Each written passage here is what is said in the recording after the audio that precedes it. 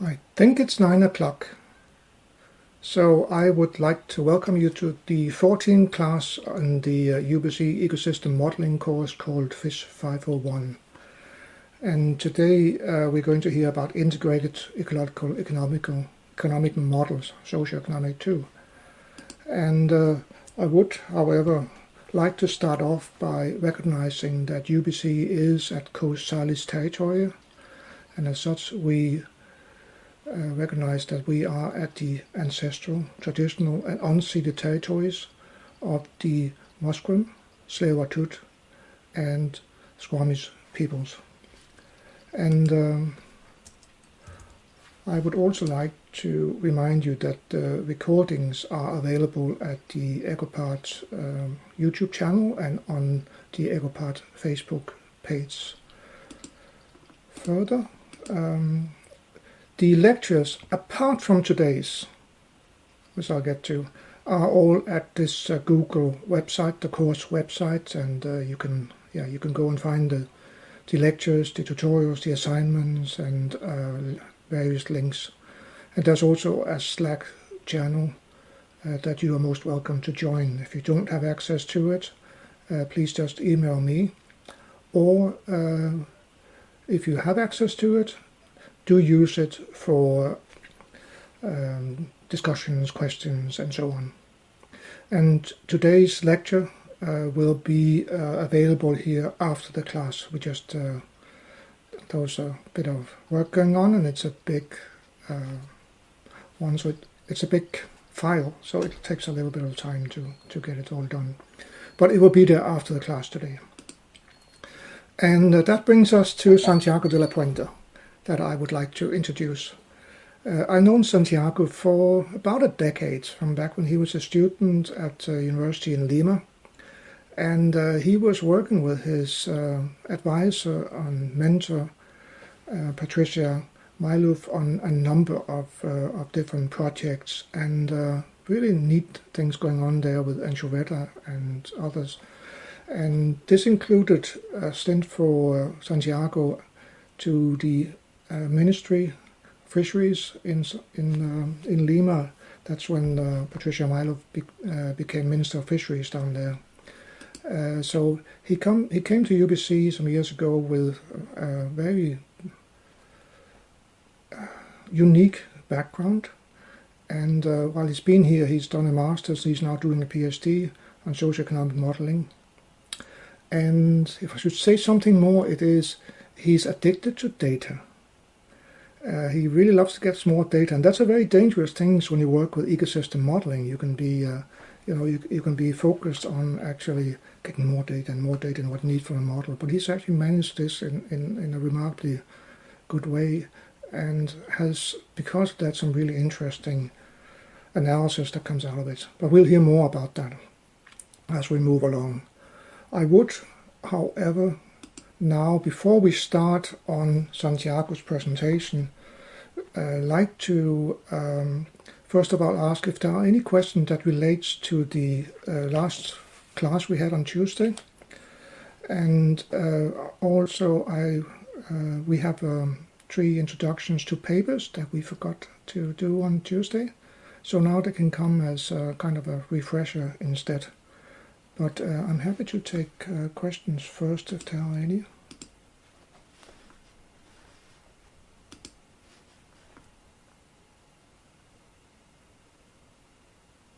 Doesn't seem to be so.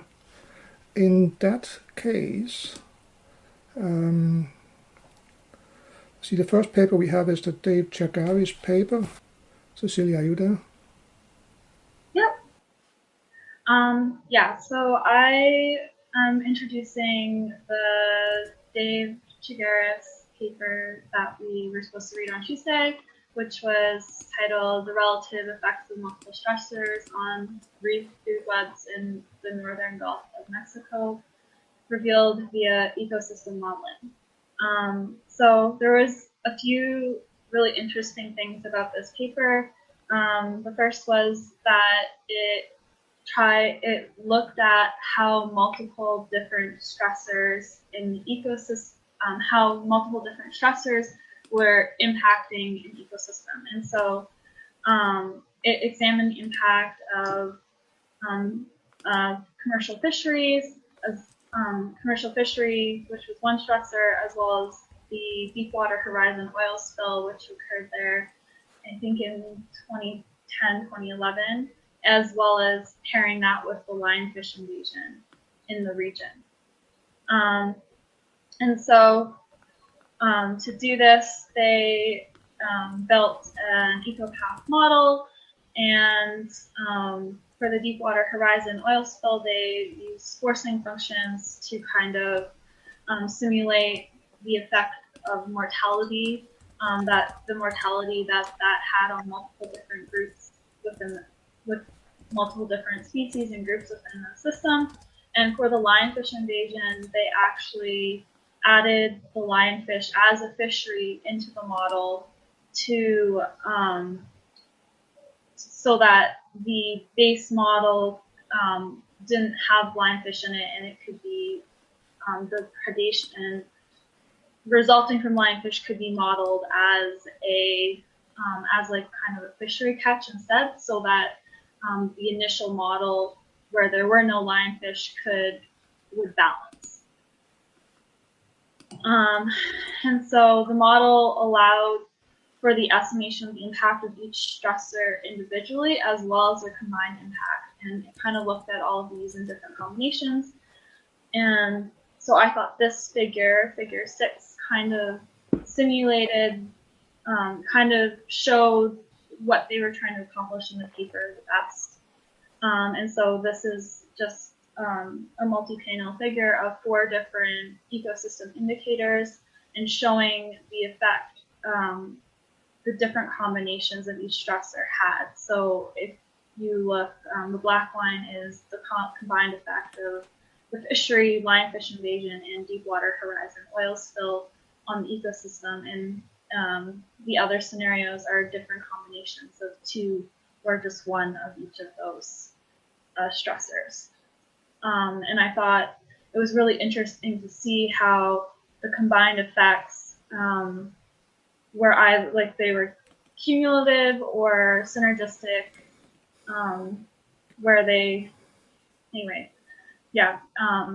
but the 3 combined had a very severe impact. And just looking at the way mean trophic level decreases over time was interesting with all 3 involved.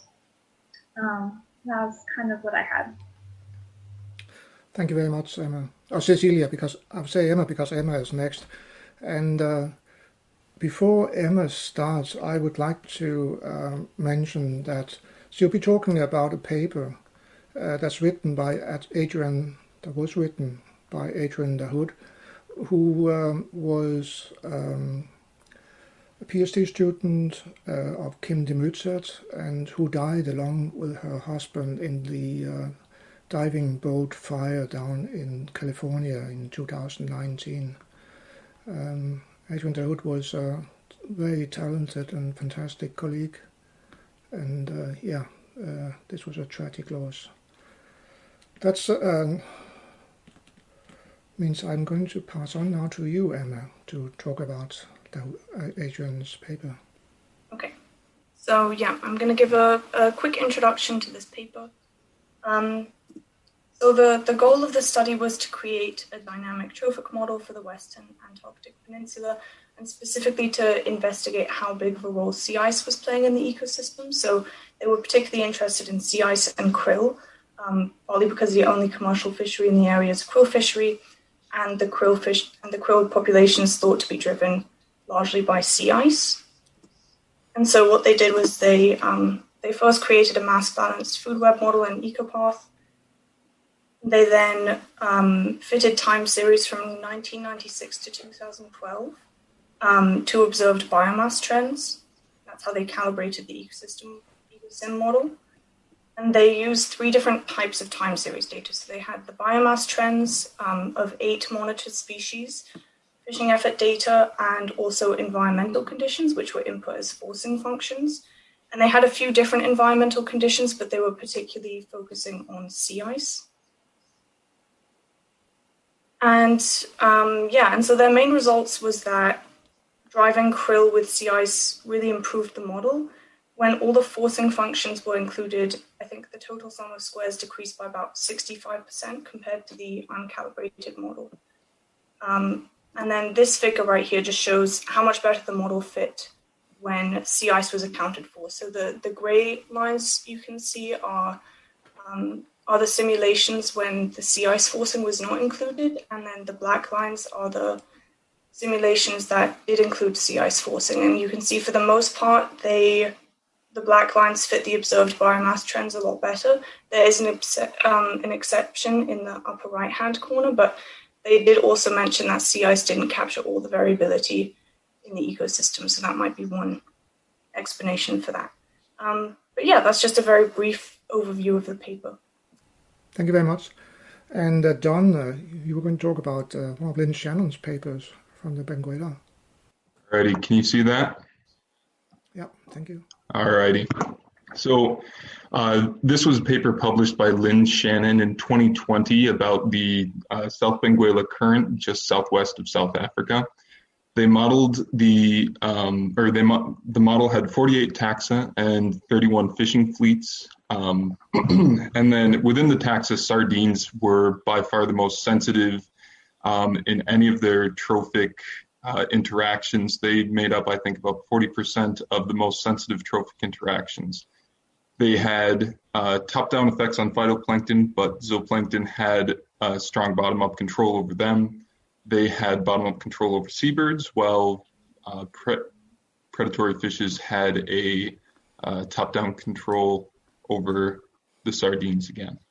So they used a non-spatial trophic model, but they were able to approximate some spatial change by estimating vulnerable predator-prey interactions, like the sardine interactions, by changing some of the sardine availability based on some coastal survey data, and then by adding an annual forcing function for upwelling, putting that right into phytoplankton productivity.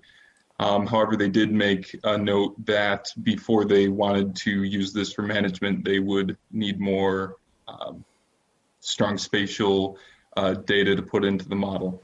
So this figure that I have up here is just 1/3 of the overall figure in the paper. It spanned about 3 pages here, but it just shows how the black line here, the model fit the dots, the data, and this was after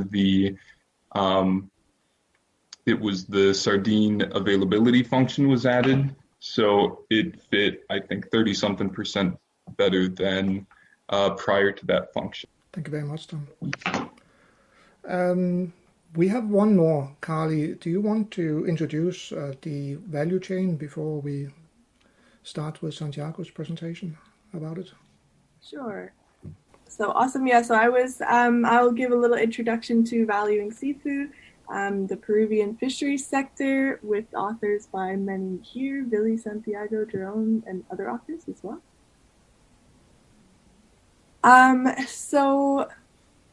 I thought this paper was really unique and incredible to me, at least because it showed such a different way of using the Ecopath Ecosim for social economic value chains. And so here I've included 2 prominent figures from the paper. The top, they're both the Ecopath flow diagram. The top refers to revenue, and the bottom is employment.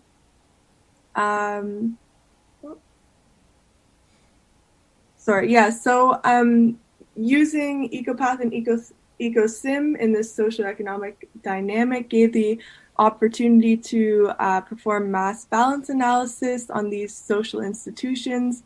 The paper also mentioned the ability to explore time dynamic changes, policy optimizations, spatial optimizations, management strategy evaluations for the entire sector's performance. And the estimates come from, there's quite in-depth explanation of where all the estimates come from, including interviews, observations, literature, and governing body reports, but it is bottom-up information. And then the trophic levels are synonymous with passing through different stages of the production chain. So doing this, I thought it came to some surprising, again, to me, results. So one I've put there is that anchoveta was only 31% of the sector's contribution to GDP and only 23% to employment, which highlighted that it's not the only stock to pay attention to, though when we talk about Peru, it's commonly talked about. So you can see in the revenue pane here, fish meal is obviously a very important part of this value chain. So that's discussed a bit in the paper. And interestingly as well, the study does not take into account freshwater fisheries, aquaculture, IUU, with some exceptions there. So estimates they mention are likely underestimated, and they found that the sector's contribution to the economy was about 3.2 billion USD in 2009, and contributed to 232,000 jobs in 2009, which was much higher than FAO's estimate, which was 145,000 full-time and part-time jobs. So really interesting to see how this kind of analysis can highlight or get a different sense of how much employment is coming out of this sector. And then lastly, so the paper also mentions at the very end that Peru's primary sector accounts for 10% of global fish landings, but only 2% of global values from the primary fishing sector.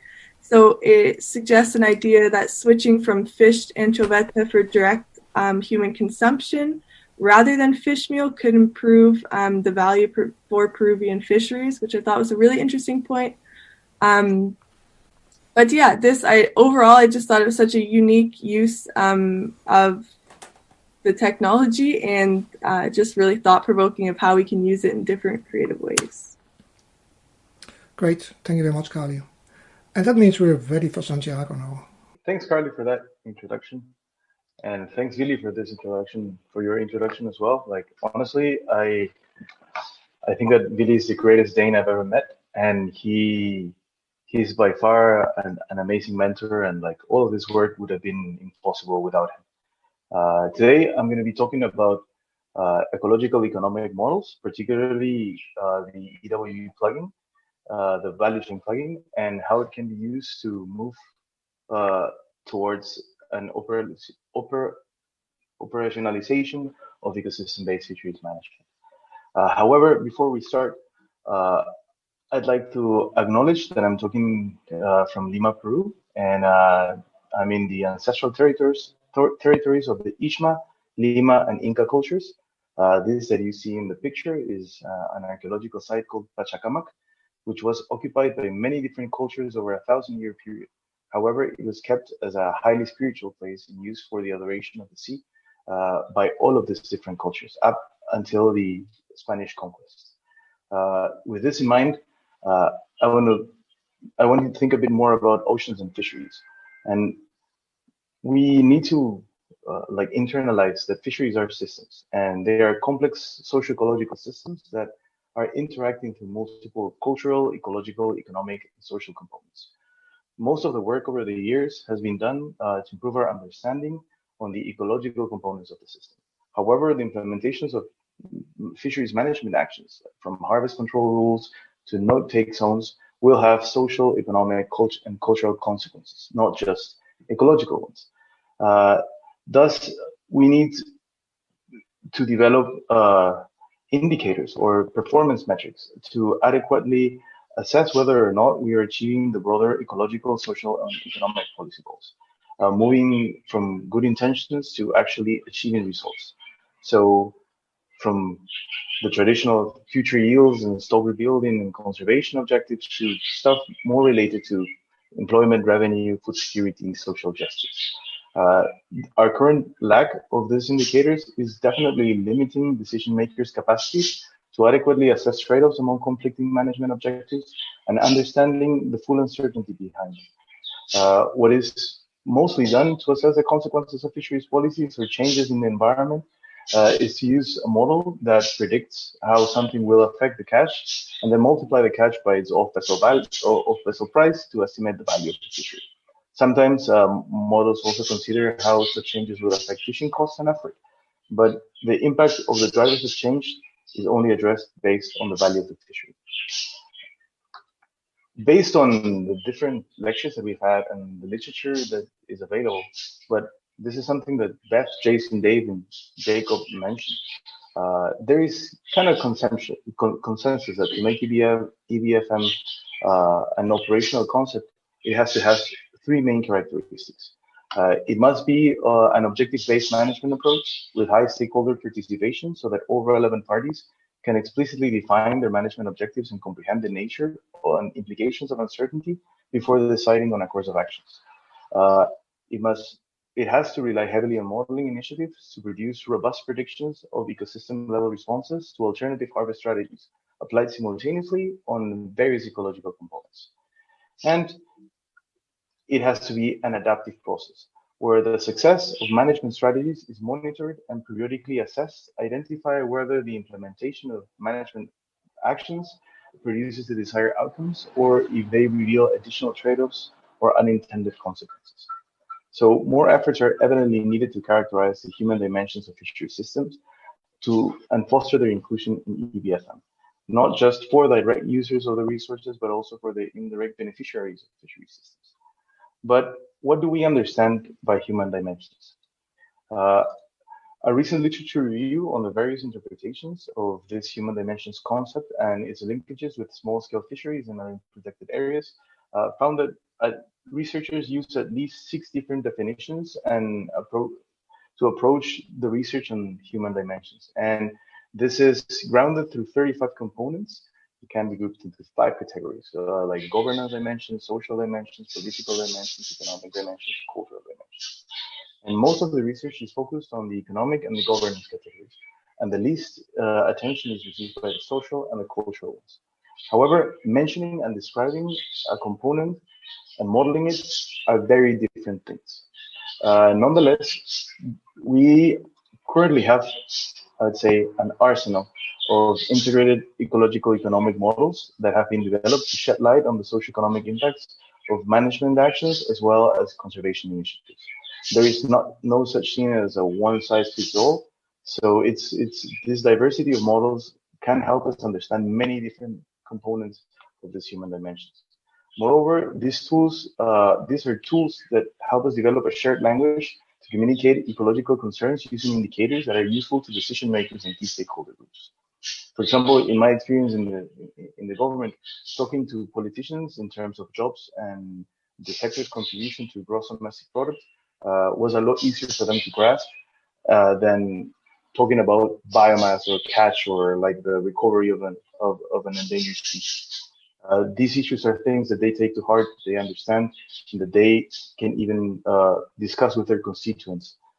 And when it comes to Ecopath, this review here by Nielsen found that Ecopath was one of the strongest modeling software suites and that had one of the strongest integrated ecological economic models. It can do many things, provide advice for the medium to long term. This is like strategic advice on setting tax and quotas.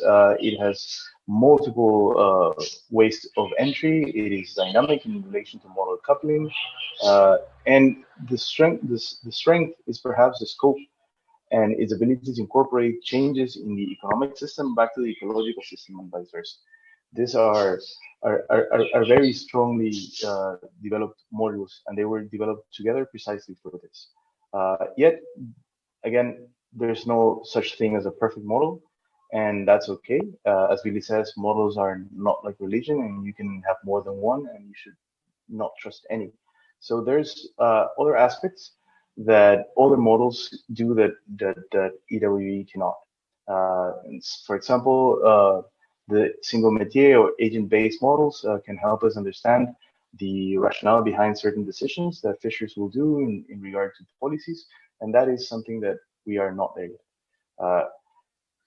However, I hope you remember this slide that I took from one of Billy's presentations from a while back. I think that this is kind of like what we're doing here, but not for the ecosystem, rather than for the socioeconomic components of the fishery system. The value chain can help us perform different levels of economic network analysis. And it's a tool that allows us to develop resource-specific and fleet-specific socioeconomic performance indicators. We can have many, and as you will see in many examples that I'm going to give in a bit, and the one that Carly talked about, it can shed results that are unexpected. The value chain, or what we understand of the value chain, is this network of product-related enterprises through which certain products move from a point of production all the way to consumption. So that is in a very similar way, like we understand the energy flow in a trophic web. And there are certain inherent properties that we might assume that our networks have. Like, for example, economic networks might be seeking to maximize net revenue. And the interesting bit is the how. So, and this will vary between systems, much like an upwelling system will be different than a coral reef. Some systems might seek to reduce the number of links in the chain and promote coordination among stakeholders to avoid competition and minimize costs. Others might be promoting the creation or addition of value, seeking to provide a more mutually beneficial environment for all stakeholders. And which one is best? Well, the question is for whom? And to address that is that we can use this value chain. So what it does is it tracks, it tracks the catch in terms of weight, as in, and the dollars per ton and jobs per ton. So like the catch will flow between producers, processors, distributors, sellers, and consumers, providing in each step of the way estimates of functional group specific, enterprise specific, and overall sector specific flows, values, and services. So it allows us to understand the throughput of the system, how many jobs are created, as well as the contribution of the sector to the GDP.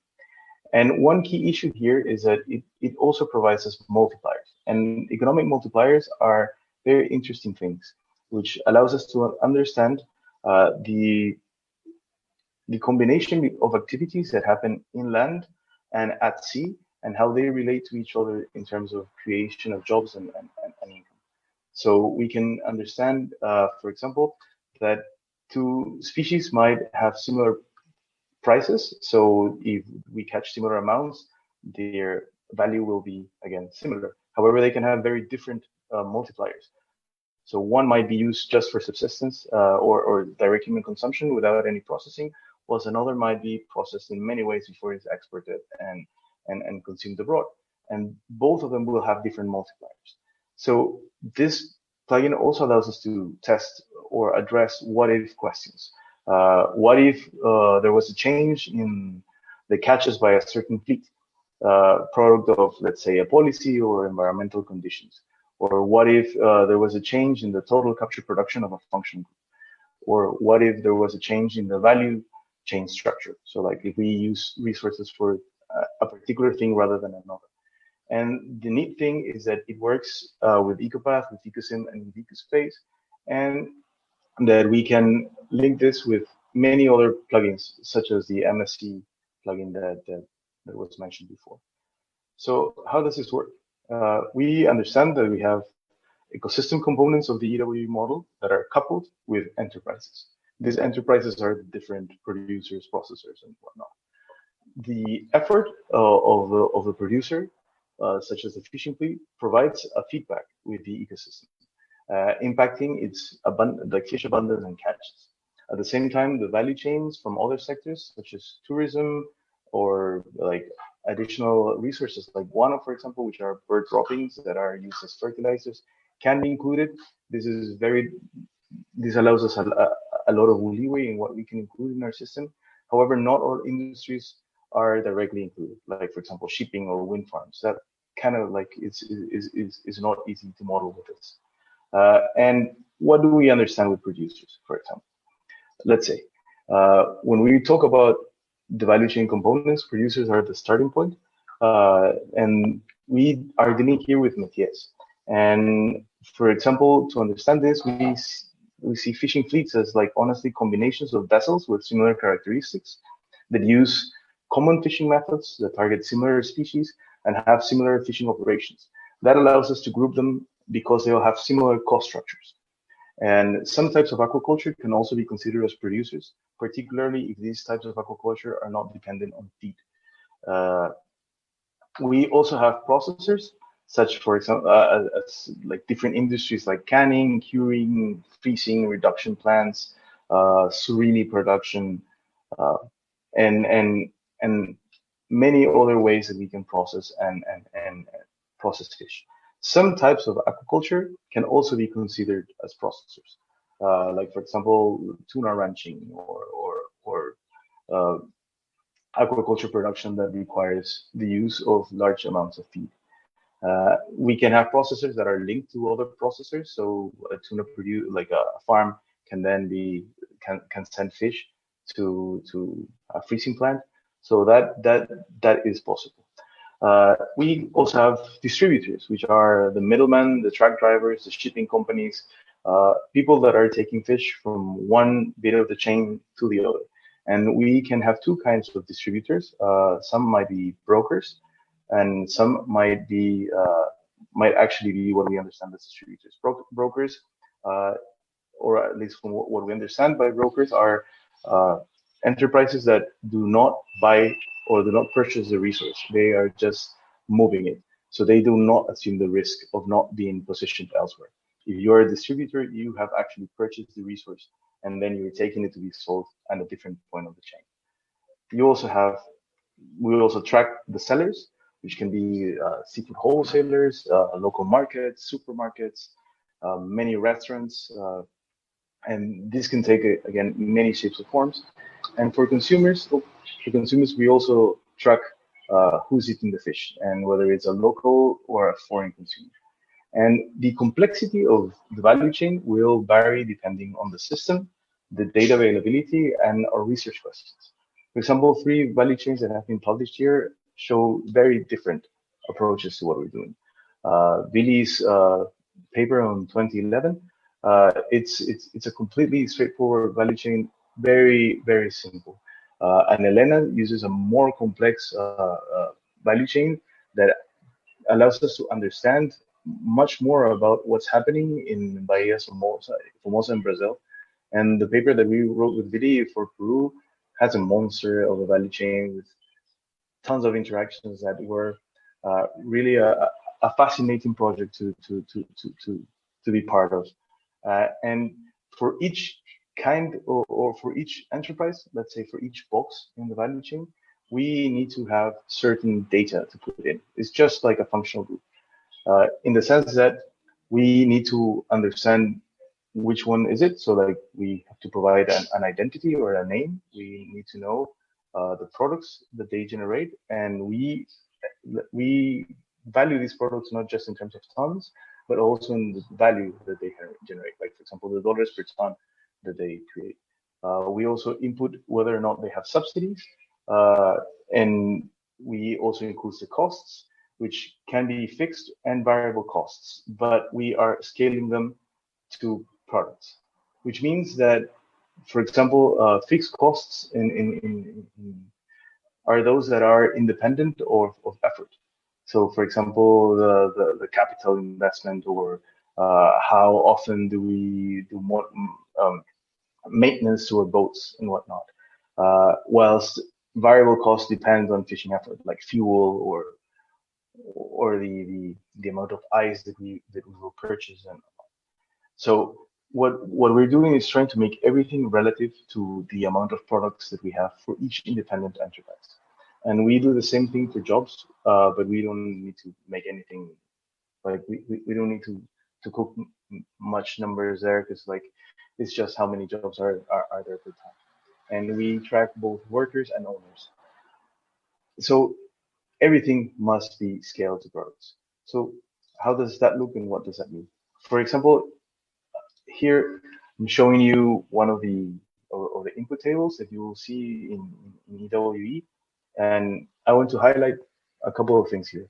On the left, we will see a column in gray that have many of the different cost items. So it's characterizing the cost structure of the different enterprises here. In this case, these are producers. So one thing that we have is that we have selected that none of them are brokers. We also have the biomass ratio, which means what is the difference between the inputs and their outputs. Some, for example, enterprises might have one, even though there's waste, because they might be selling the waste also to a different industry. Like, for example, a canning plant will sell the fish heads and the fish guts to a residual fish meal plant. So it could have an input-output ratio that is very close to one. Another thing that is interesting to see here is that we can have huge gaps in the data. Here we are not including any information on the workers' share because we are addressing the pay directly as a magnitude or as a number. You can see that on the 2 lines of data that are above. We also have no, the capital costs here, they were all made relative. So like, for example, an artisanal curing plant, we estimated what was the value of a new plant and how many years does it work before it needs to be changed. And with that half-life, we also assessed how much fish goes through it over that time.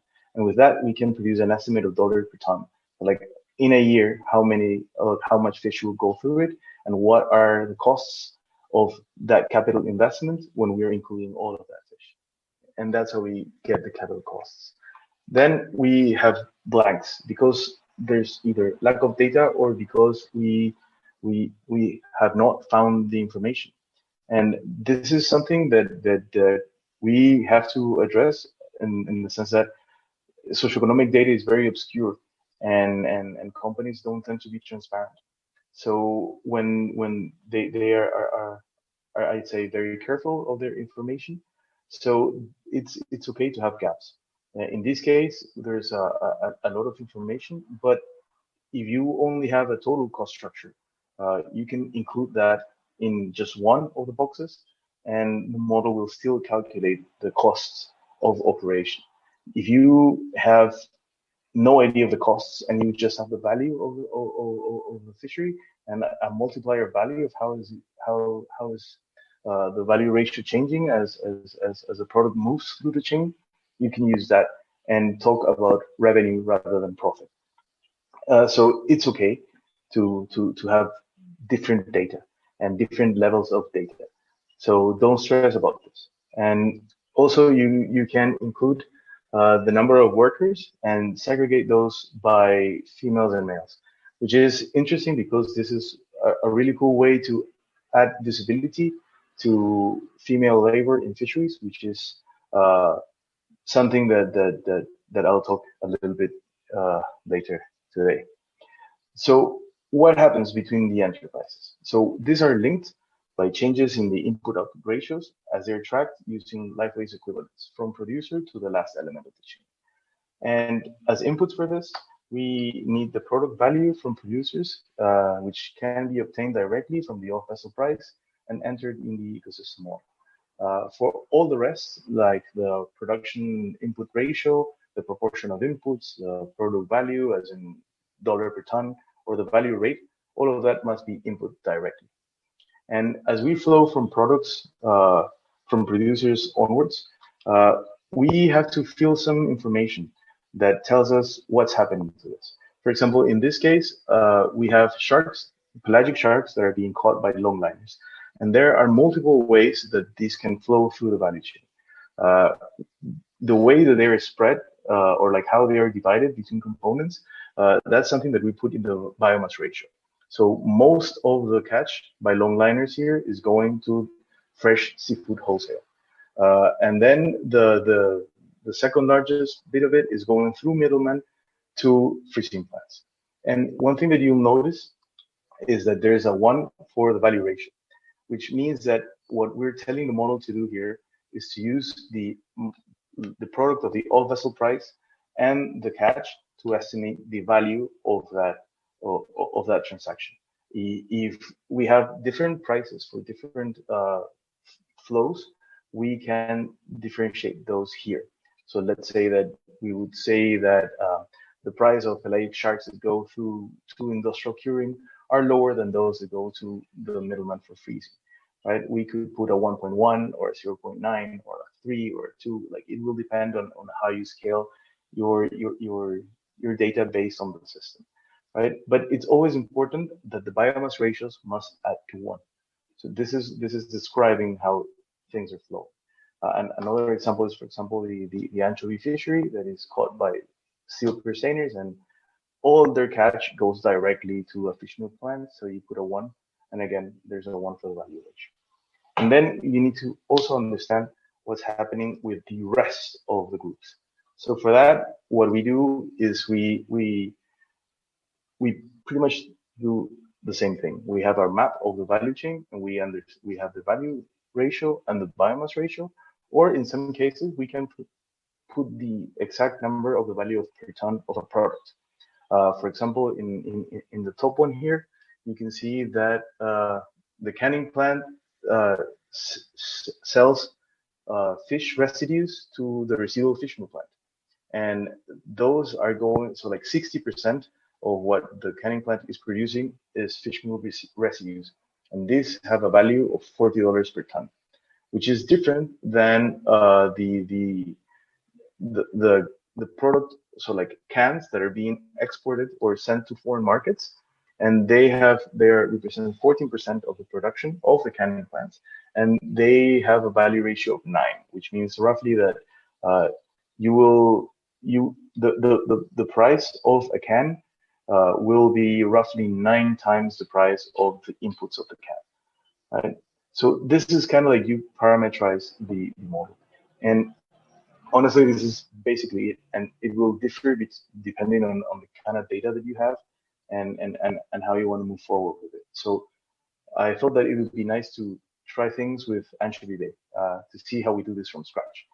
So one thing that I do when I'm working on the value chains is, like, I always go back to the fishery in like Ecopath input fisheries of vessel prices. And the first thing that I check is that I have prices that are different for all the components, right? In this case, for example, you can see that anchovies have different prices when they're caught by seiners or bait boats.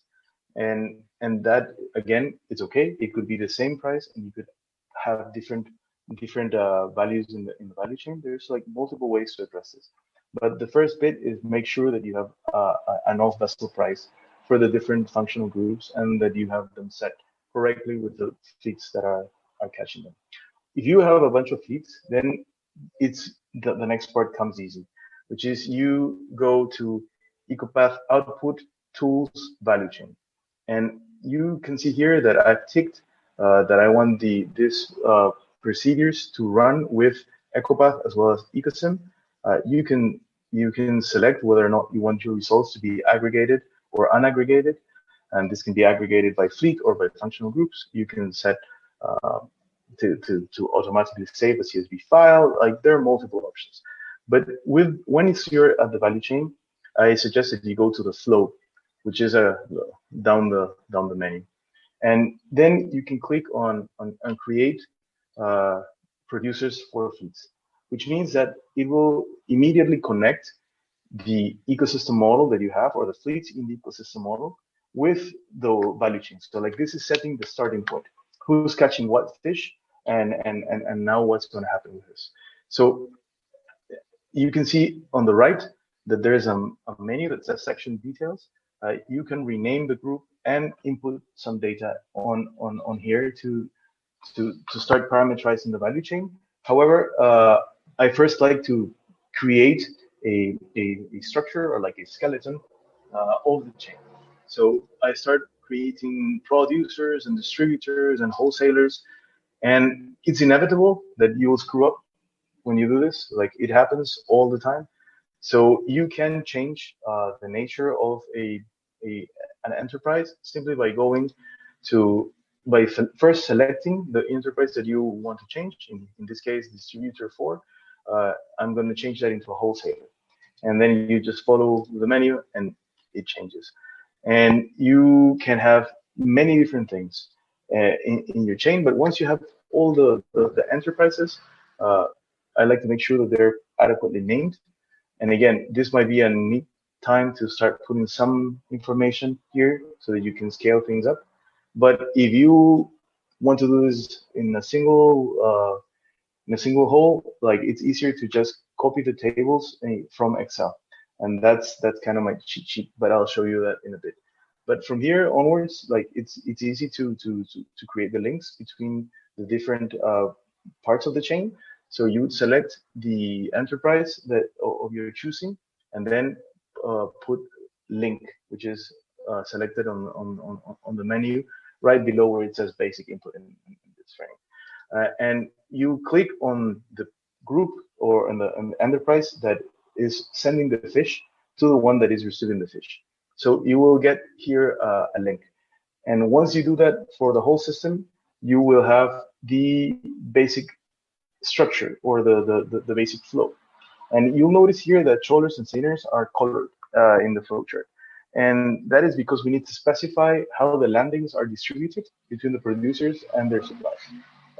You can do this by putting move and then click in the link between the trawlers and fresh fish, for example, and input some information. But like I like to do that in the components format, which is below. When you go to landings and you get here who's landing, like for example, the seals are being landed and by sealers and being sent to pelts, and the biomass ratio is 1 and the value ratio is 1. But there are other cases where, for example, the anchovy that is being caught by seiners anchovy is being caught by bait boats and seiners, and some is being sent to the cannery, actually most of it, but others are being sent to cannery or fresh fish, and they have different values. And with this, you can create this kind of tables from in Excel and just copy the information directly. You can do the same for the cost structure, a bit of it. And for me, that's easier to keep track of than input it directly in the value chain. But once you have this sorted out, you will see that you no longer have colors, and the actual girth of the different arrows will vary depending on how much of the production of one thing goes into the next.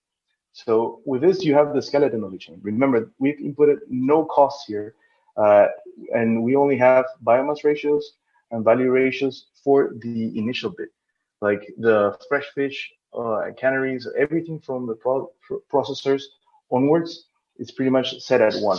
However, what happens if we run this? So this is pretty much the simplest chain you can have, and you get some information when you run your chain, and as you can see, for example, in terms of the GDP contribution, the producers are making 20, and the total system is getting 33.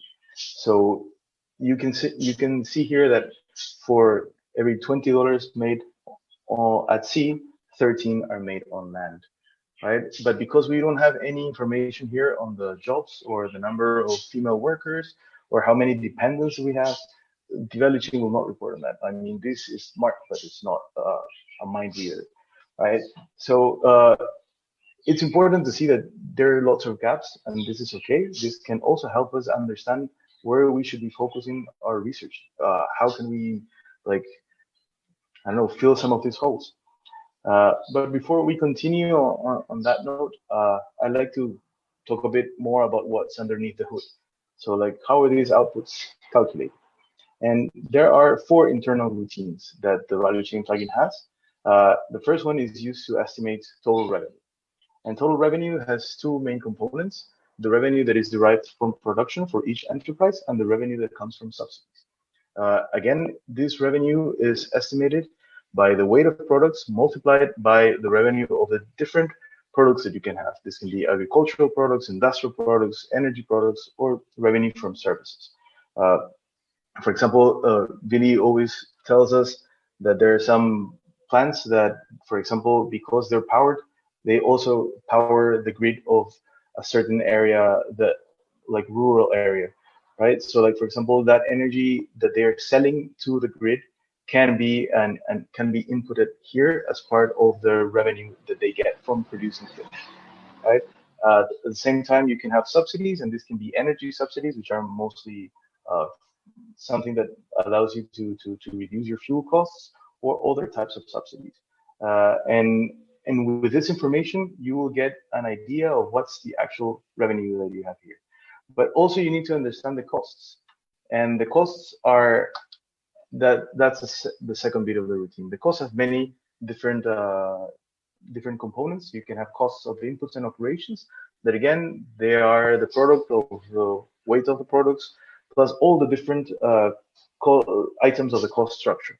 The capital costs, energy costs, industrial costs, service costs, cost of management, licenses, certification, all of that.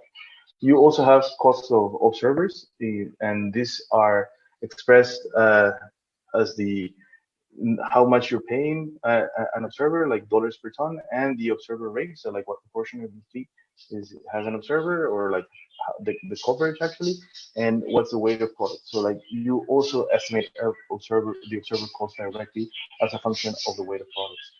Then you have cost of taxation, and you can have many types of taxes, and this routine allows you to input data from multiple sources. Again, from management to certification to licenses, and oh, I'm sorry, I went back. You can have taxes, environmental taxes, export taxes, value-added taxes, or whatnot. Some taxes, I mean, are really hard to estimate, and to estimate in a proportion of the weight of products. So it's something that I've really struggled in getting. And also some economies, like for example, the Peruvian economy where I've worked, are highly informal. So lots of components will not be paying taxes.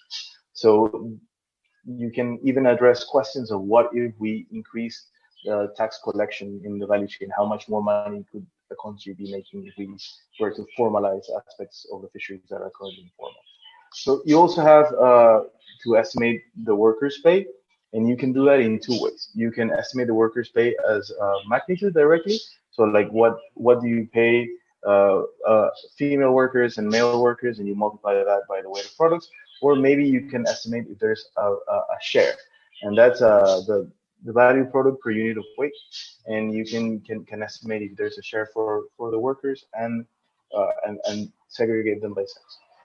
And then the owner's pay is pretty much the same. This is different than the actual profit that the owner will be making.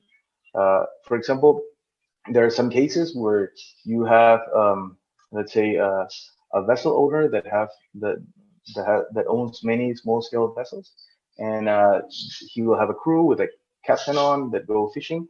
And when they land their catch, once they have subtracted the cost of operations, they divide the profits, and let's say like half of it goes to the boat owner, and the rest is divided among the crew. So like that half of it would be inputted as an owner's pay, which is something on top of the actual profit. And then you have so like with this, you get an idea of the total costs. But you can also estimate the employment, and the employment is much easier. The routine, again, just counts how many jobs you have, and how many of them are for male workers and female workers. And again, you multiply that by the weight of the products, and for the owners is pretty much the same. Understanding ownership of the fishing industry is incredibly complex, particularly because there are owners that are people, and there are owners that are companies, and many of them can be transnational companies that have many owners. So it's hard to conceptualize, but my advice is that you find a definition and stick to it and justify it, right? And for example, there are, let's say, hundreds of fishing companies in Peru, but most of them, or like the 7 largest, are owned by corporations that have, like, honestly, that are family owned, right? The same happens in Chile and in many other countries in the world. So it's easier to understand the ownership there. But there are other companies that are like owned by multinational or transnational companies. So like it's kind of hard to see how much of that ownership is local, and whether or not it should be contemplated in this value chain. And finally, to estimate the profits is just the revenue minus the costs. So all of these calculations are pretty straightforward.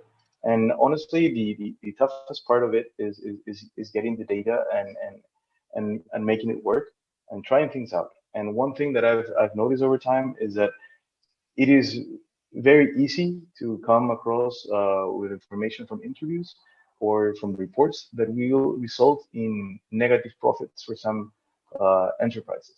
So it's always neat to understand that this is an iterative process. And once you have a result, it's good to go back with the stakeholders that are giving you information, or to go back to the people that are producing these reports and tell them, does this make sense? Where have I made a mistake? What am I not counting, or what am I counting in excess? And that is actually a neat way to increase stakeholder engagement in this kind of processes, which again is a big part into moving forward with EBFM. And like the outputs that it can produce, or value chains can produce, or like this value chain plugin can produce actually, we can get a lot of information, like for example the production value, all other values that are included, if there were subsidies, the total revenues, how much did we make in salaries, and what was the value of the input, or like how of the fish that each of the different enterprise categories we're using. So like this gives us a look across the whole fisheries sector, not just about one component. And like this took us like 2 years of data mining and over 300 interviews to produce. But I think that what I love most about this is the fact that you can get outputs that are fleet specific, as well as functional group specific.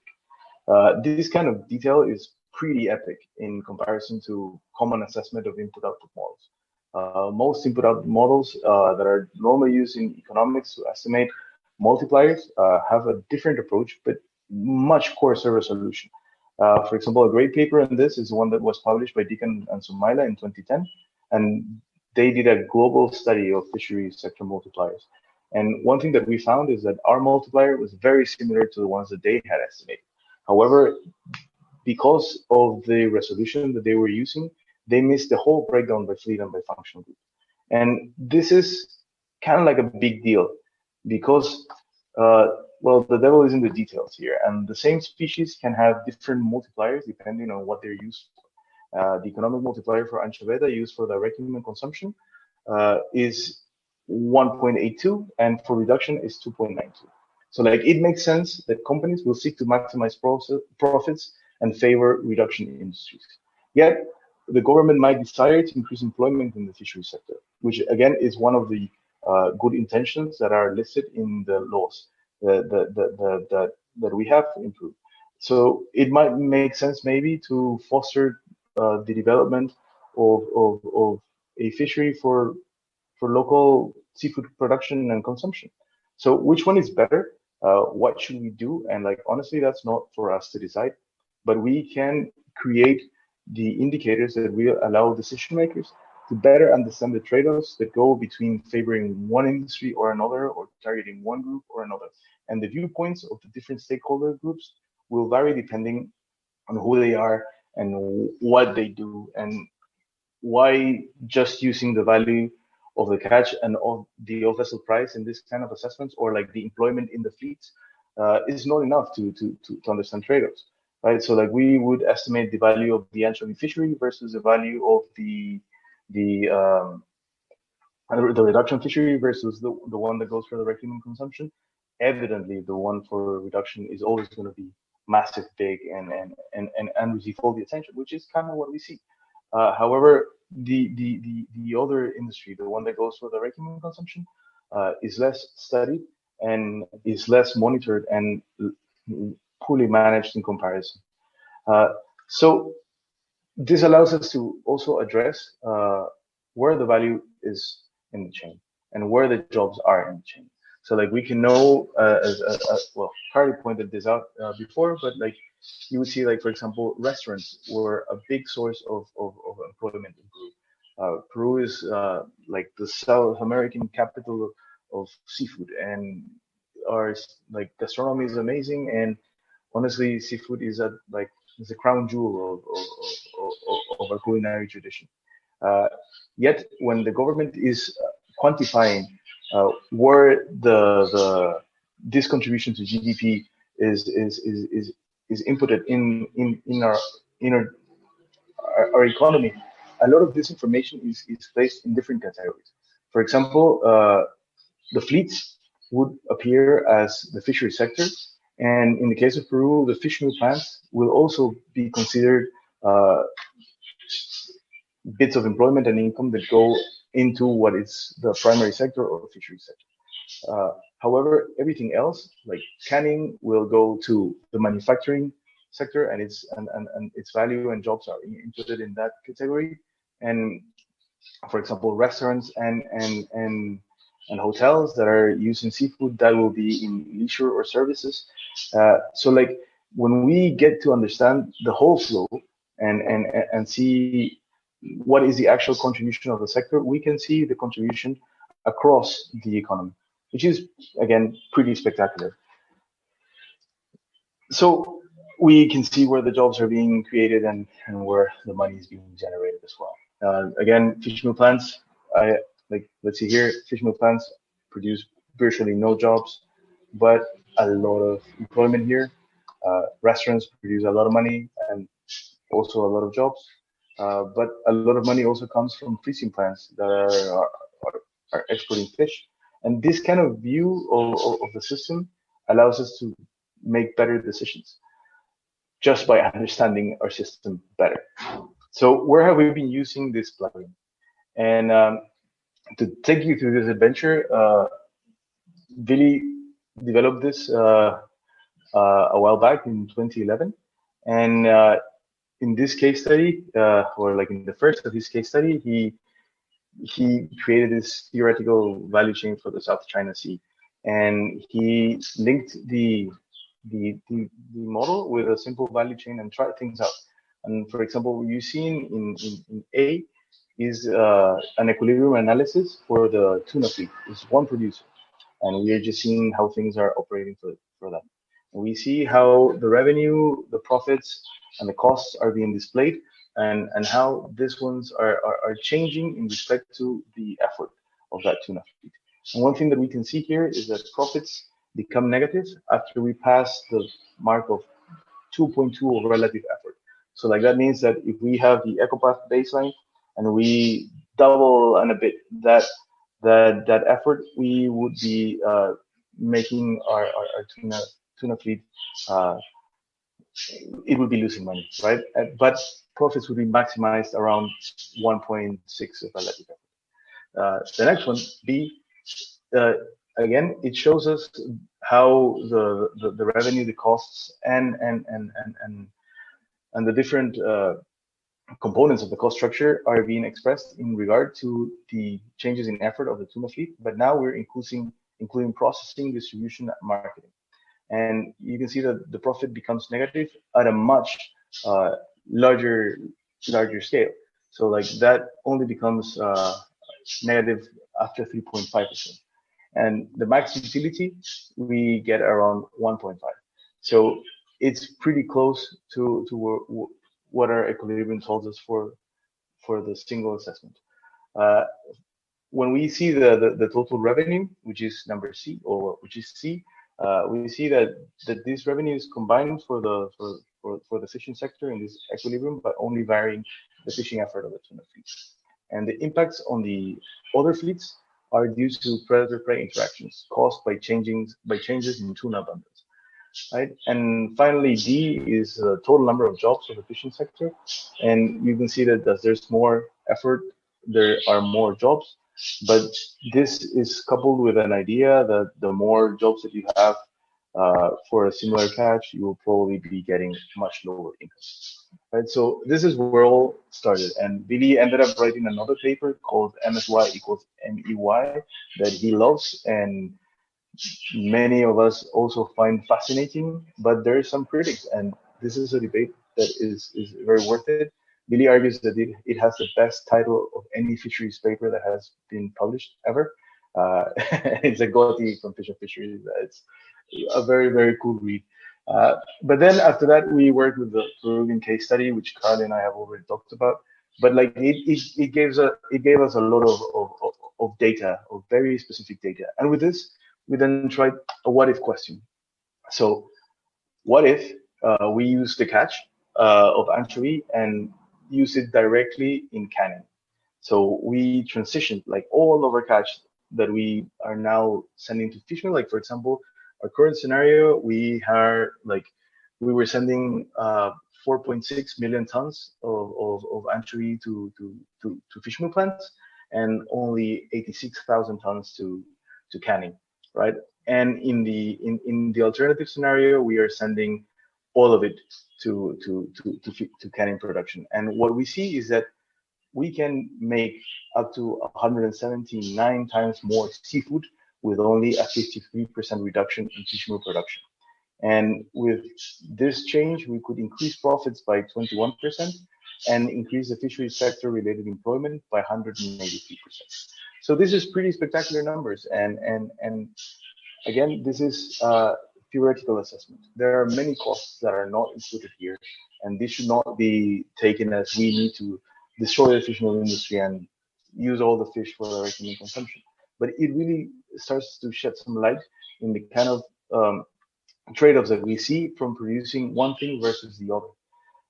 We can also use this, or like this tool has also been used in Brazil, in Bahia Formosa, which is another beautiful paper by Ana Helena, and it highlights the importance of fisheries in an area that has really no monitoring by the government, no statistics, and like little if any management. And the local economic multipliers were low, but the employment multipliers were very large. And restaurants and street markets, which were the main retailers, provided the greatest employment throughout the chain, which is similar to what we found in Peru. And this is very interesting because the value chains are incredibly different. And one other thing that she found, or that they found, was that there was very little conflict between the fisheries and other trades like tourism, and even between feeding tourists in restaurants versus eating fish by locals. But perhaps the coolest bit of this paper for me is that it was, or at least it's one of the first ones that I've seen where you put numbers to the value of subsistence fishing and produce estimates that allow us to understand the impact of subsistence fisheries, not just for the fishers, but also for the local economies as well. And as you can see, we are at a similar stage as when we were in the early 90s with Ecopath. We are doing characterizations, comparisons between snapshots, and simple what ifs, right? But there's more work coming.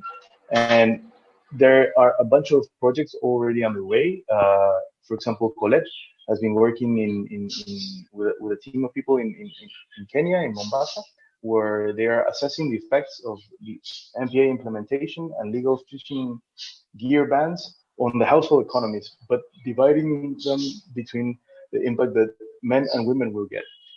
Because they target different resources, the effect on women's livelihoods is incredibly,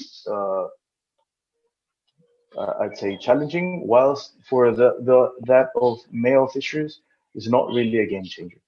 There's also activities in Spain, where in Galicia, where there's an assessment of the trade-off between promoting aquaculture development and small-scale fisheries on local economies. In Norway, we are assessing how different value chain structures can help us maximize the socioeconomic contribution of snow crab fisheries in the Barents Sea to the Norwegian economy. There's a fascinating case study where we have an invasive species that is also really profitable, and we are comparing different value chains to see how we can alter the structure of what's currently in place to maximize the contribution to the economy. And in Canada, like in BC, we are characterizing the socioeconomic importance of wild capture fisheries, aquaculture, and seafood imports to local value chains. So this is kind of neat, but we can also use this tool to address a lot of other questions. And one that I'm trying to answer is as part of my PhD program is if we can use this tool to move forward to the operationalization of EBFM. And like we by on its own, definitely not. But because we can uh, link and couple this plugin with many other components of the EWE modeling software suite, we can definitely address a bunch of really cool questions. But like, there's a theory of change behind this, and that is that with an abiotic model that is linked with a trophic model that is coupled with a value chain, we can create this operational model. And this operational model can be used with the MSC plugin to directly assess trade-offs, and so that decision makers can make informed decisions, and then implement the policies and see and test whether they're creating the outcomes that we see. So by using these integrated ecological economic fisheries models, we can provide managers with better and more explicit understanding of how the natural and human components and processes interact and influence the outcomes of policies, and provide means to quantify the trade-offs of different management objectives and how benefits and costs for different stakeholders are affected by management decisions. And we can also work with stakeholders to generate a greater acceptance of management actions and facilitate more effective implementation of fisheries policies, particularly if we're involving stakeholders throughout the process. So let's, like, I did this yesterday. So what if we manage the anchovy in different ways, right? So on the left is the harvest control rule that was developed or like that is currently in play, and we just run different shapes of the harvest control rules and see if we are changing the way we decide how much to fish or how to set a quota, right? We can do this in the management strategy evaluation plugin. Billy is going to talk a bit more about this, so this is just a quick snapshot. And again, this is very preliminary. Don't believe anything that you see here. Just this is an exercise to illustrate the process. So we can get different time series of the biomass of anchovies, depending on the different harvest control rules. So even in the absence of fishing, we will see fluctuations in biomass because this resource is affected by changes in the environment. And I would argue that most of the changes that we see affecting the anchovy biomass come from the environment rather than from fisheries. Yet different fisheries or harvest control rules will affect the stock in different ways. But because we know that the anchovy is a prey item for many other organisms, we can run the model to also assess what's happening to bonito or cormorants or pelicans. And we can say, what if there was no fishing of anchovy, and how are other groups being impacted? And we can see which biomass increases and which biomass decreases. So let's focus for once on the scenario with no anchovy fishery. And what we can see is that, for example, if we close the anchovy fisheries, we will lose a lot of profit and a lot of jobs. But actually, 1/3 of the profit of the sector, but not many jobs, 3%. So we lose a lot in terms of profits because this is a huge sector. We are exporting billions of dollars of fish meal and fish oil every year.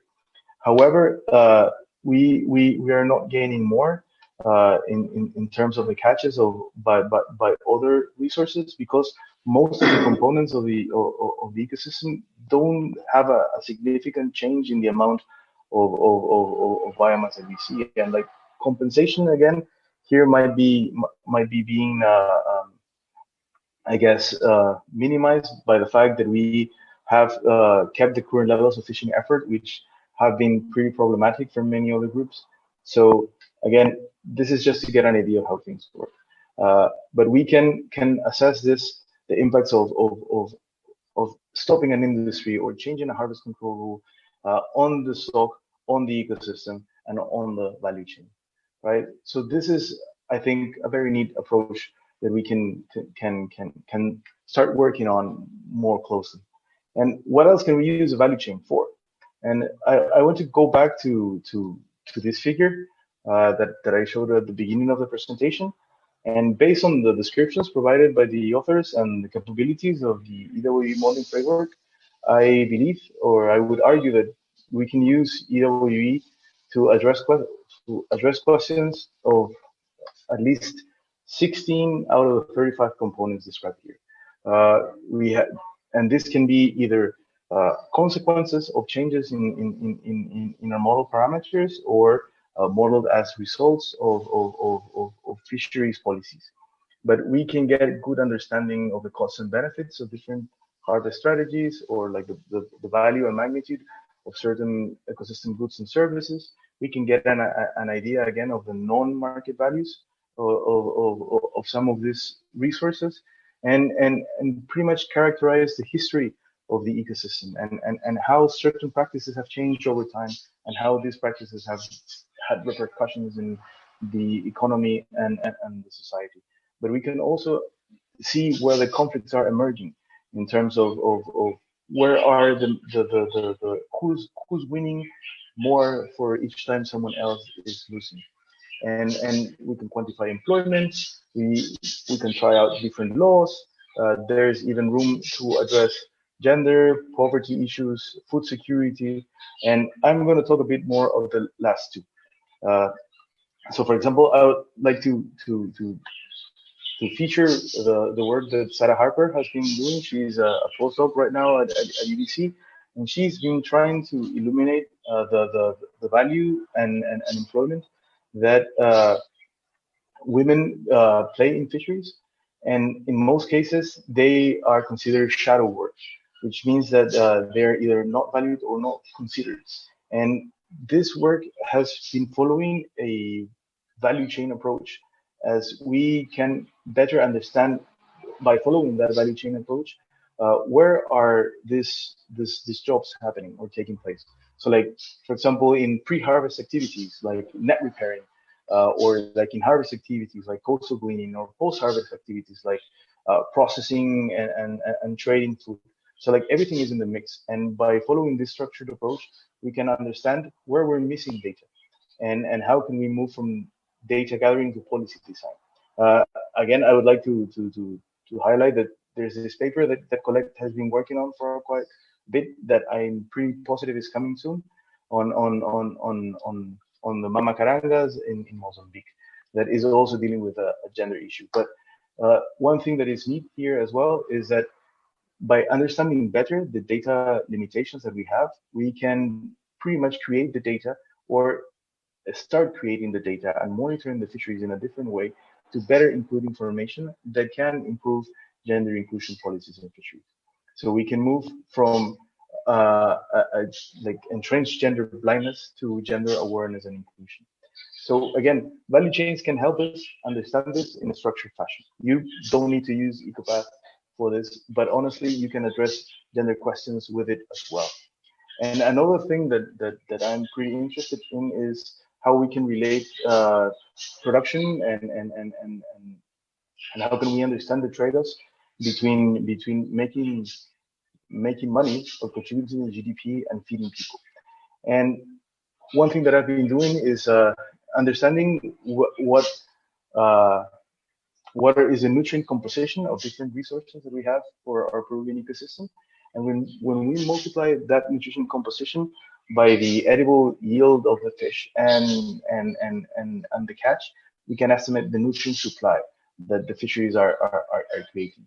And with that, once we include what is going in for direct human consumption versus what is being used for fish meal production, we can see that most of the nutrients that we're producing that come from the sea that could feed Peruvians are actually being reduced.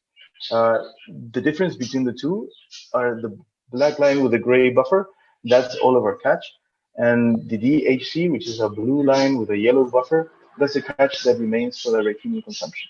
So when you see that, you can find that like most nutrients have less than 10% that remains in the country.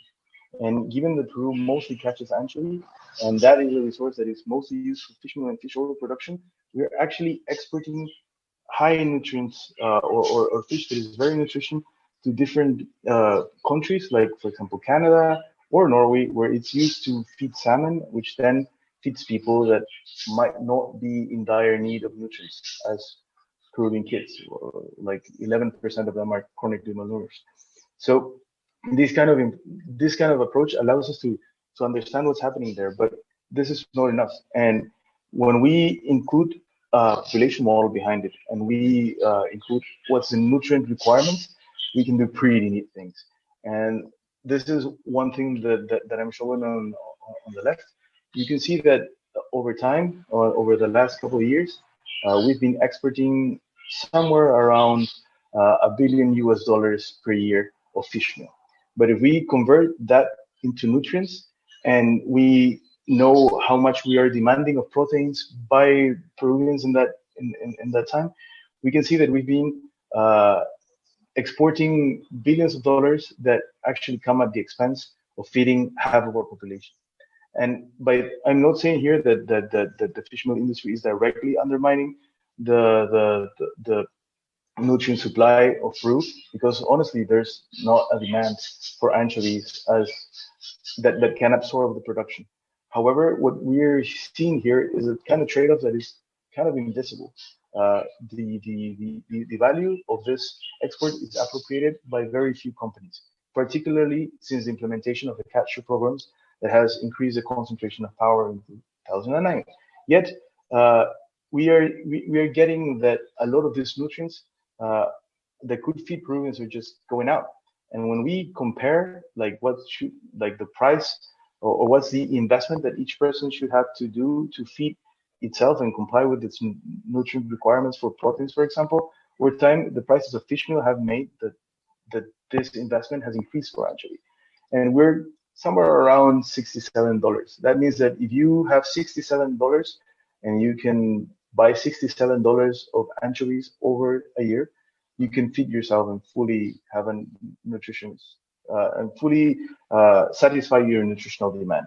If you were to do this with chickens, which are the most common animal protein source that we have in Peru, this would be twice as much. And again, this is very theoretical. This is not something that I'm not claiming here that we should dismantle this fish meal industry, but there's a trade-off here that is pretty strong, and it's likely that it will be stronger, or like it will get harder and over time. Like for example, if we grab the supply estimated by our catch, and then we run this in using different predictions on how the supply is going to be based on the environmental conditions. One where we have business as usual here, that nothing is changing, versus one where climate change is increasing the negative recruitment anomalies, and we have a reduced catch potential.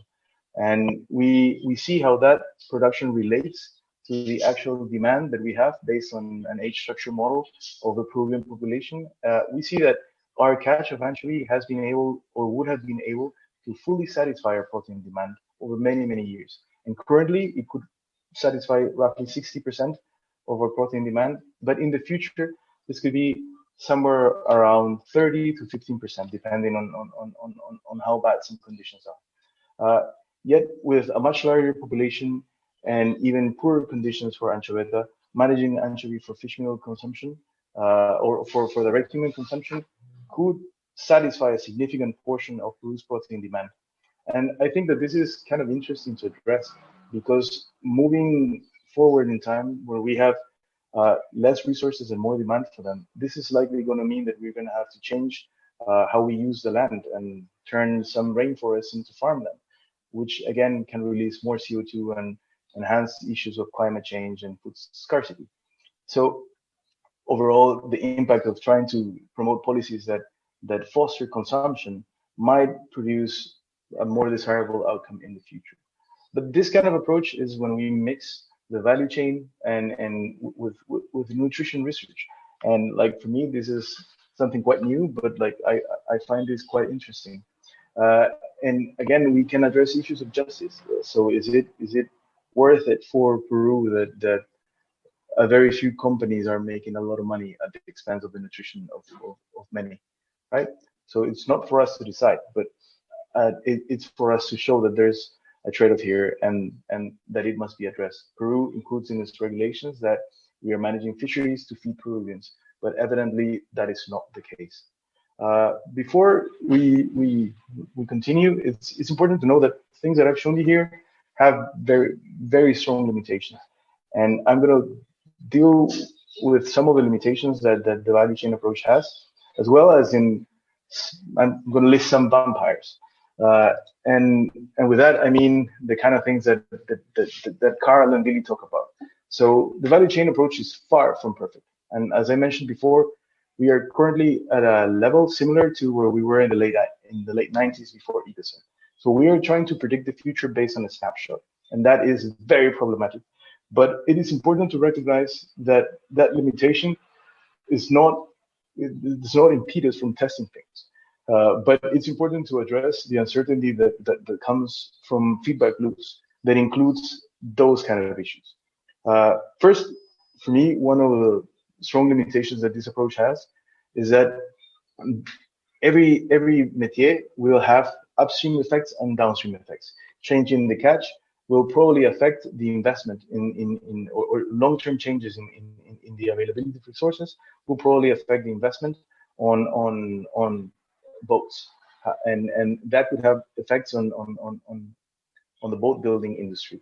At the same time, there are tons of managers and government scientists and external consultants that are employed by the governments to manage the resources.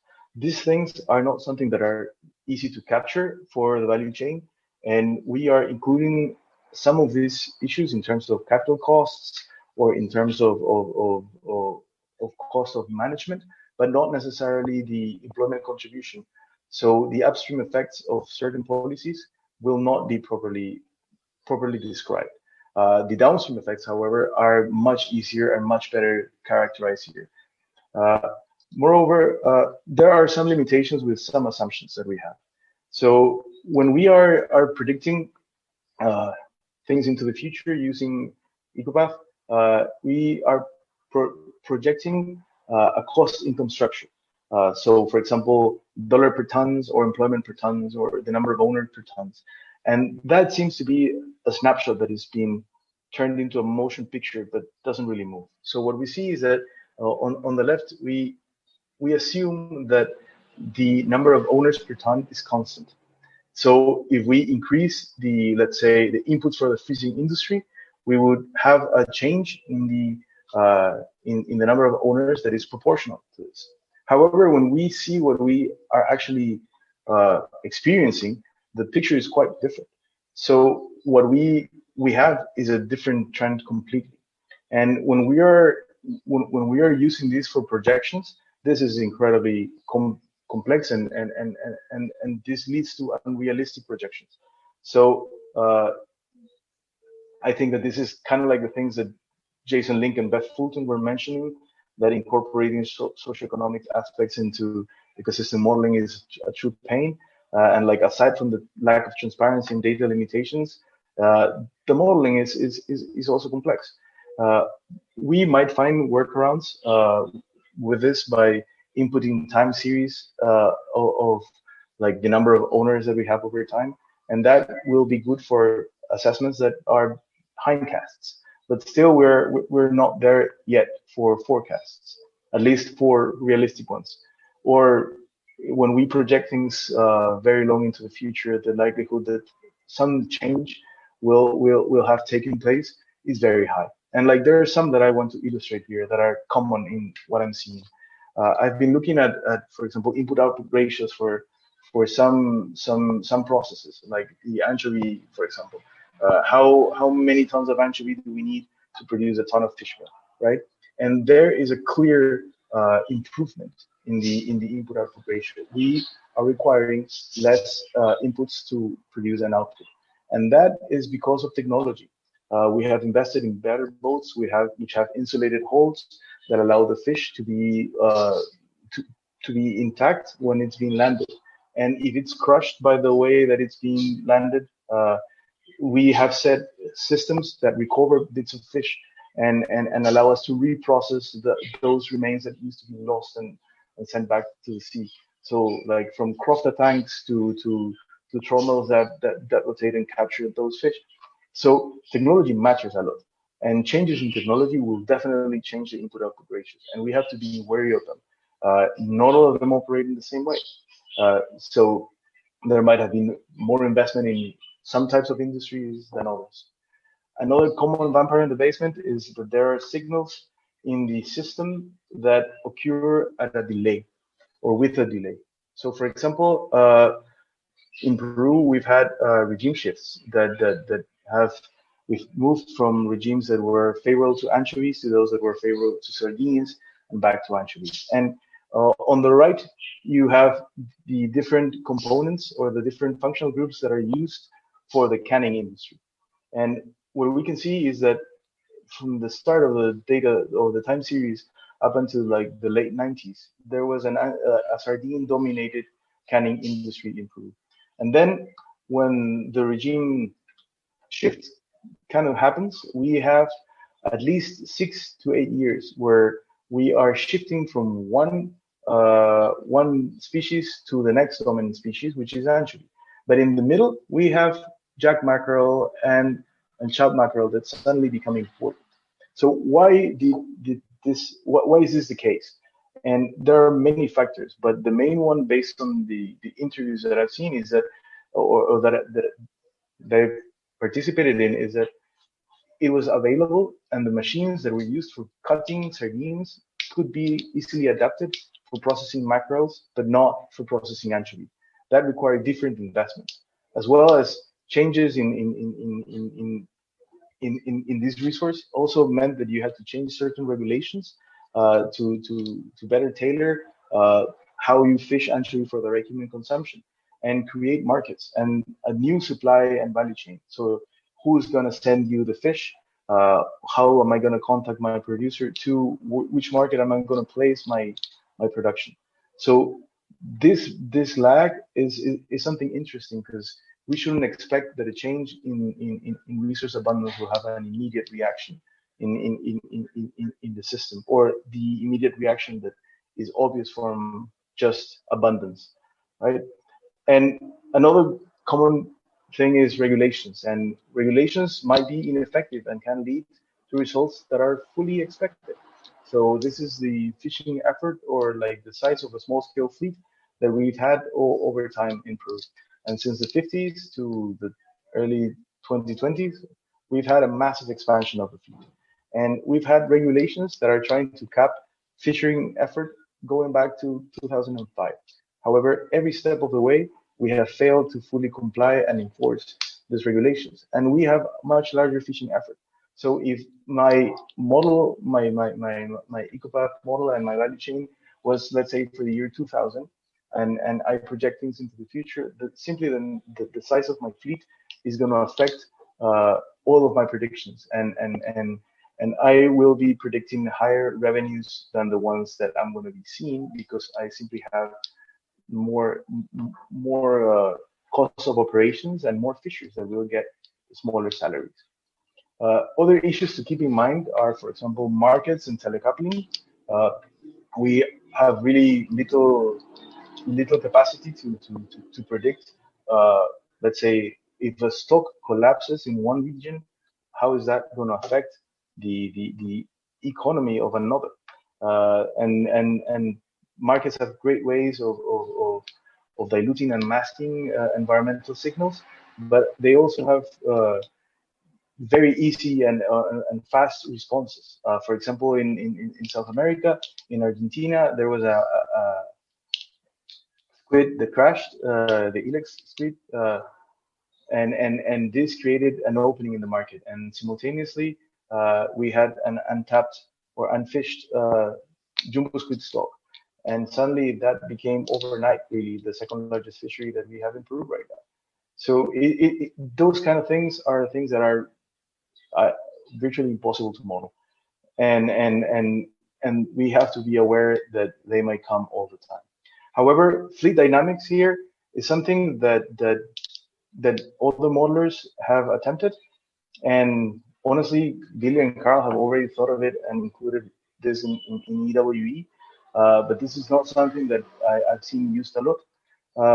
For example, these fleet dynamic models and effort dynamic models go back to the 60s, and they try to understand how certain changes in multiple parameters, from like the cost per vessel, or like the cost of fishing, or the price of the fish, will affect the slow dynamics, which are changes in fishery capacity, the fleet size, and the fast dynamics, which are like the effective effort that we're implementing. And these models, you can play around with them, and you can see what happens if I change the initial fleet size, the probability of investing my profits in the fishery, the cost of a new vessel, and the rates of depreciation. And they will affect how we reach, how we change our effort, and how we reach a bionomic equilibrium. And this is a simple theoretical fishery. And we can do the same thing for the fast dynamics, but in this case, it's going to be the price, the costs, and the standard deviation in catchability amongst the vessels in a fleet. But these kind of things will affect how a fishery is exerting effort on, or how a fleet is growing. And you can see them, and I'm going to show you quite fast how you do that. So when you go to, again, this is Anchovy Bay. When you go to your Ecopath, you go to Ecosim input and Ecosim parameters, and you will notice that there is a box that I've ticked, and that is fleet effort dynamics. That will make the trick. So if the default is that it's not ticked. So you will produce something and it will follow effort as you have it. But if you say that you want to tick that, it will incorporate information that you include when you are setting or describing your fleet. And for example, in this case, I run the Anchovy Bay model unfitted, just without any time series.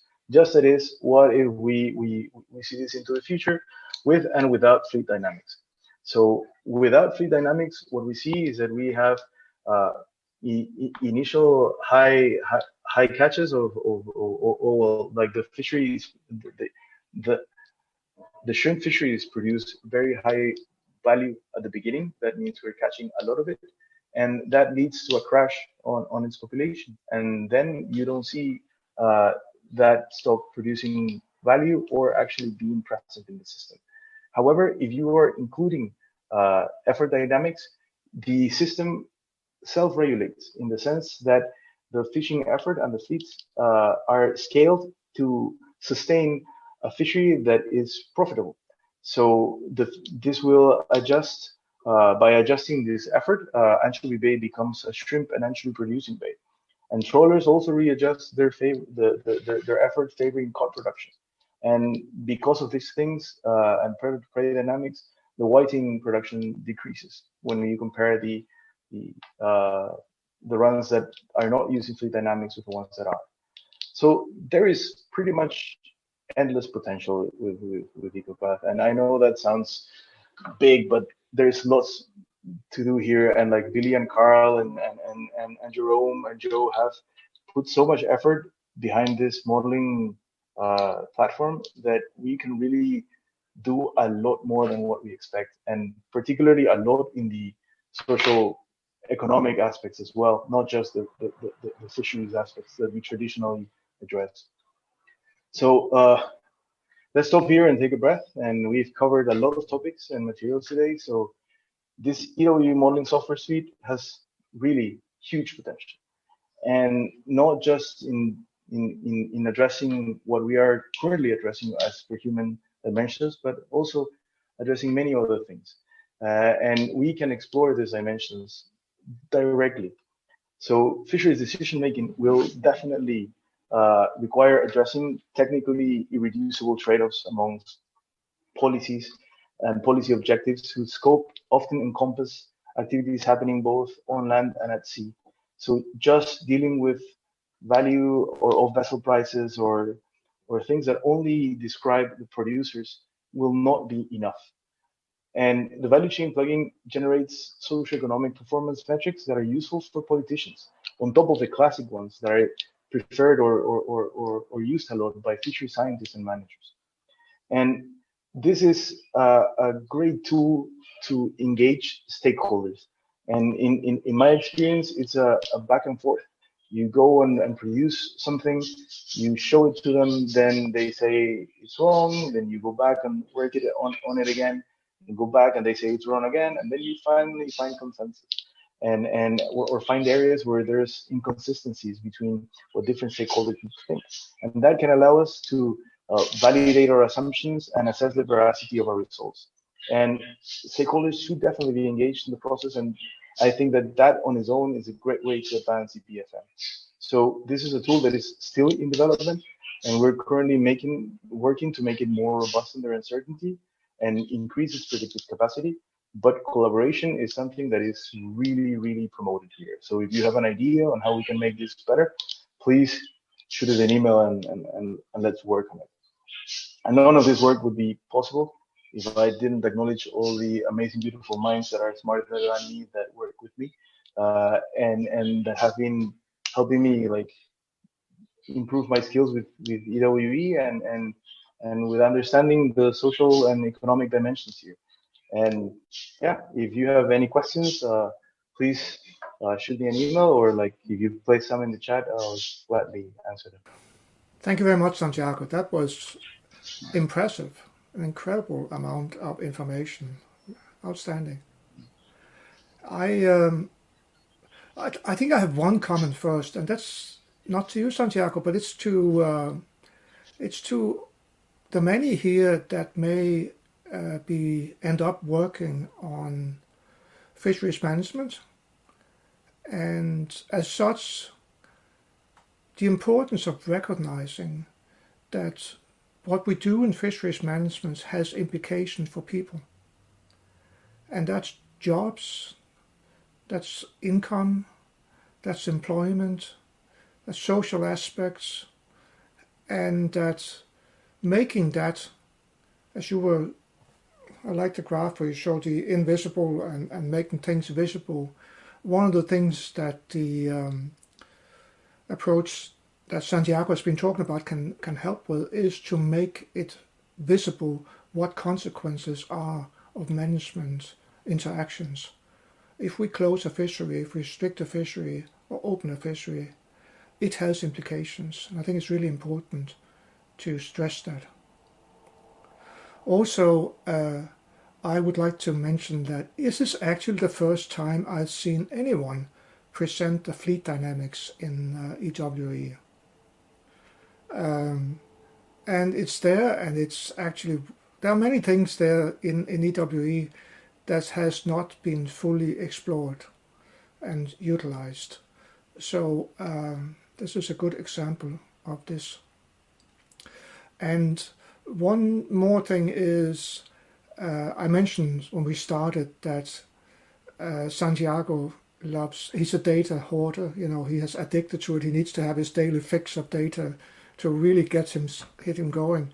But that's absolutely necessary if you take on a project of the scale we're talking about here, describing the Peruvian fishing industry, socio-economic aspect of it, ecological aspects, and staying sane while doing that.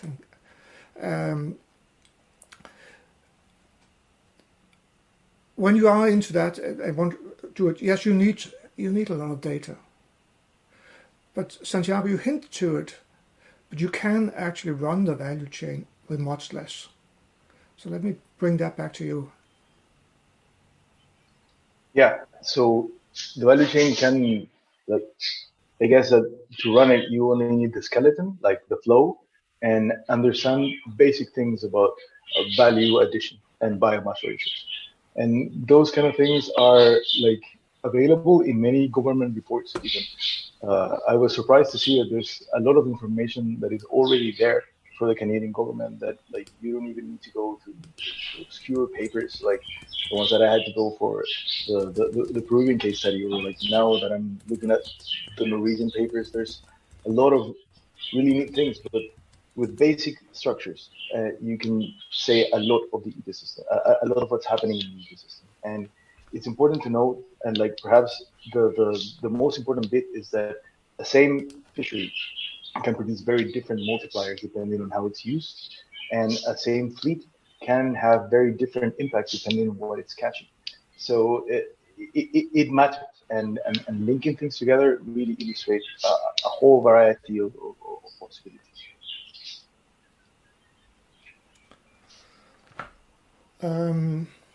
Alexis, you had a question. Do you want to pose that? Yeah, so I think it was answered by Marta, but I was basically just asking to avoid uncertainties further into the process, because there's so many different components. Do you suggest setting up a mice model or including more groups in age stanzas within the original Ecopath model? And Marta suggested simple is better, so. 100%. If you can make it simple and explain it simply, like my former supervisor used to tell me that if you can't answer a question with a simple chi-score test, maybe you're overthinking things. So I mean, I think that that's far from the truth, but like honestly, it's simple is better all the time. Yeah. Okay. Wonderful. Yeah. Thank you, and a great talk, Santiago. That was really cool. Thank you. But here again, for this question, it really is necessary to focus on your question and use the simplest models that can be used for that. Now, the details of the Peruvian fishery sector that Santiago is describing here calls for something that's more complex, and it's also because of the things like we want to see, not just use a multiplicative factor as traditionally done, but actually go in and look at how that changes in different parts of the system, depending on what part you take with what pathway you take to the ecosystem or the fishery sector up there. So when you have that kind of question, you need something that's more complex. But for many applications, you can get by aggregating. You can get the socioeconomic aspects by having a much simpler value chain added onto your ecosystem model. And you don't need all the details in the flowcharts. Again, you can just, if you use these factors, you say, oh, with this kind of industry, it produces, the value is 3 times as high, and the outcome of it is only 40% of what comes in goes out. That kind of simple numbers can make it possible to populate the value chain, and that actually there's actually a lot of ways that you can do that. Like when you simply talk to fishermen and ask them like, hey, so like what do you spend your money on? And like they'll say, oh, like maybe like salaries is like 30% of my cost structure, but definitely fuel costs are the most. And that is enough to get an idea. I mean, if you interview enough people, you get like ballpark estimates of how much of the cost comes from fuels or from ice or from food for the crew and that kind of stuff that can allow you to populate these cost structures. And with that, like the amount of questions that you can answer are really amazing. Yeah, sorry, did I call? And we haven't quite decided what we're going to do on Tuesday, because we have several options. And one possibility is to actually construct a value chain. What are the other options? Another one is we could also spend just 1 hour on the value chain and spend the other hour on fishing policy. Or Santiago, what else have we talked about? So yeah, we also know that this is a lot of information that you're getting every week. So I don't know, like I would love to have like maybe a Q&A session from you guys, like what questions that are like puzzling you and like just to catch a breath and see where we're at. we could also move forward and talk about like other plugins and policy optimizations and that kind of issues as well. But I don't know, like I think that each class that we have here covers so much that sometimes like it takes a while to fully process before we can actually grasp the whole of it. So I don't know, like would you like that kind of session?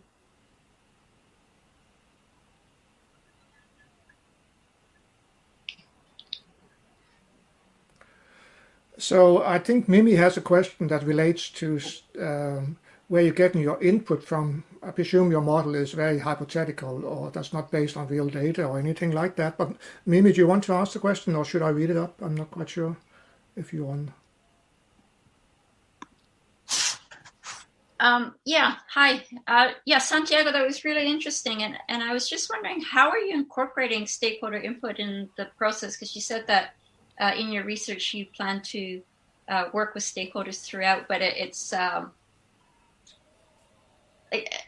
just wanted a bit more detail on how you're actually planning on doing that. So the process is I guess it's its own. He has a whole lecture about that actually. Yeah, but like, are you going to involve them at the beginning to help design scenarios? Are you going to design your own scenarios and then run them and then present them to the stakeholders and ask them, which ones they think are good in terms of the outcomes that you forecast from your modeling?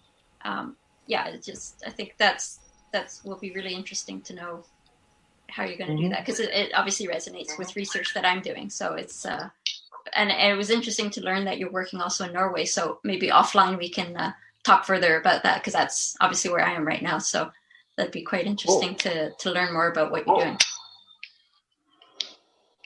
Yeah. So the process is pretty much what you described, and I would say all of what you said. So like when I begin a value chain, I normally contact different representatives of the different stakeholder groups that I'm interested in talking or into incorporating in the value chain. Like for example, I would go in Peru to a fishing town and I would sit with all the representatives like the small scale gill netters, right? And I would ask them to draw a value chain and go like what happens to the fish and get input from them in that way. And then I would go to the longliners and ask them to draw the value chain. And like they could be catching the same fish, but their value chains would be completely different. So like from the get-go, like it's pretty neat to find like different structures or how different stakeholders understand the system. And it's like all of them are wrong, but there's some truth in everything, right? Because all of them have like skewed visions on their realities, right? So that information is super rich because it allows us to identify some missing chains and or some missing links. And for example, when I did that for like the mahi-mahi fishery, there were at least seven structures, value chain structures and flows that were recognized by fishers. And then that allowed us to characterize the proportions of the catch that went to each different flow. So that's a way that we can use their inputs. And then like when you interview people, and like a lot of this information comes from really talking to people, like either through surveys or through interviews, right? And that information, then when you put it in the model, it normally ends up with things that are weird. And like they're weird because either the numbers don't add up and you get like negative profits for some things, or some stakeholders might be inflating their profits or inflating their costs regarding like depending on what the ideas that they're talking. There's a lot of politics behind fisheries economics as well. So when you produce a model and you go back to them and say like, hey, like, are you losing money? And they'll say like, no, like you have misestimated this or that. So like that's another bit of very like another area we like from proofing your results, right? And then when you're trying your policies, it's fundamental to include stakeholders to rank the outcomes that they want and to identify the objectives that they have, right? So the government might have a completely different set of objectives than the fishing industry, and those might be completely different to the ones of the fishers. I think that fishers in general just want to be safe and have a good life. right? And that can take many shapes in the sense that that can mean like I want to reduce the variability in the catches over time, or I want to increase the profit that I can get from the fishery, right? But like to get from I want to be happy and provide for my family to actually something that is that we can assess, that we can have like an objective to measure whether or not we are approaching that with the policy. That is something that we have to tailor to what the stakeholders want.